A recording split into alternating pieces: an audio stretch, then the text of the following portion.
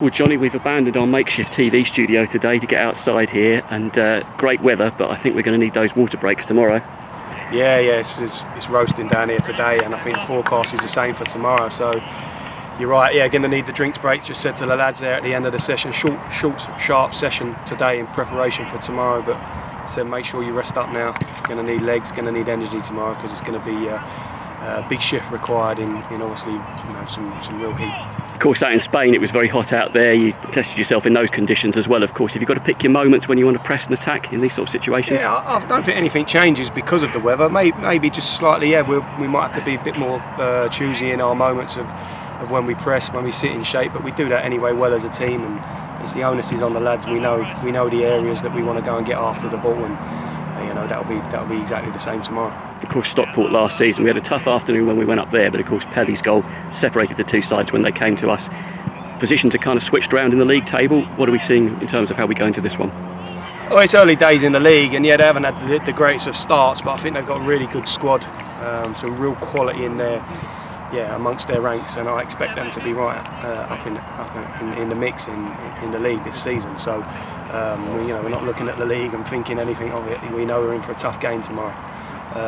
They're a good side, they're well organised, and they've got quality that can hurt you. So if we ain't quite on it, and we come away from the levels and the stands that we've set ourselves, then we can come unstuck. But we feel like we're in a good place. We feel like we've got a lot of attributes that can cause them problems, and that's what we're aiming to do. Obviously, at our place, we want to get after them and really set the tone. Great to see Jake Reeves and Al-Hamadi little out here training. Have we got a time scale on them yet? Well, they're out on the grass, they're doing their running, they've started really sort of ramping up their rehab, so but they're getting closer, these boys. We want them back as soon as possible, like to lose your two first choice centre midders at that time. Obviously Bawley's come in, Morgan's come in, they've done great. Obviously signed Charlie Lake in as well now, so we've got options, but these boys were the heartbeat of our team in the early part of the season, so the quicker we can get them back and in amongst it, and then we've got 5 good centre midders competing for two free spots, then we've got real competition on our hands. So great to see them back out here, but obviously we want them back as soon as possible. Jack Curry spoke to him after the game against Stevenage. A little bit of tonsillitis there as well, but out here training again as well today. Hopeful of having him included, maybe? Yeah, Jack's fine. Wouldn't have even mentioned tonsillitis back in the day, would you? You'd have just gone on with it. But no, listen, he came through the 60 minutes that we gave him, which was always the plan for him on Tuesday night, knowing that we had Brownie to bring on into the game. So regardless of state of the game or winning, losing, that was the plan with Jack, because that was important that we kept his minutes as far as his rehab. But he got through it fine. He's out here training today. He feels good. He feels fresh. So he comes into our thoughts, and it's good that now so you've got 2 good left backs to choose from. Of course, we've got cover in that position as well, but we're going to miss, of course, Connor Evans and in particular Joe Lewis because of the terms of their arrangement with the deal. But it just shows what a great player he's been for us so far. Yeah, we're delighted with Joe.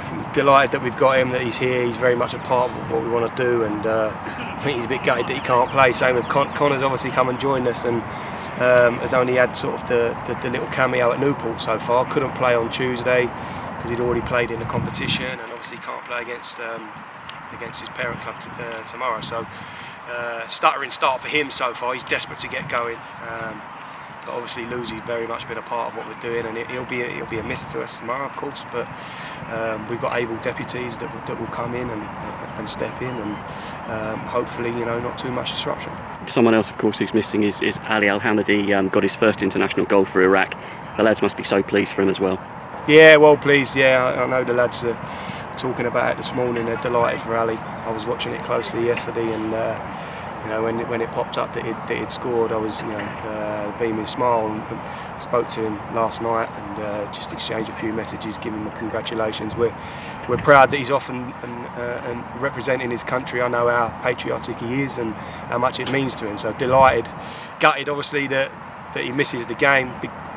Big player for us, and I'm sure Stockport will be relieved that he's not playing. But we've got plenty of other players that hopefully can cause him problems. But just a big well done from everyone here to Ali, and getting his first international goal. Absolutely. I spoke to Lee Brown and James Ball, of course, recently, and they just said he needed that first goal just to get him going, and hopefully that's the start of things for him for Wimbledon now.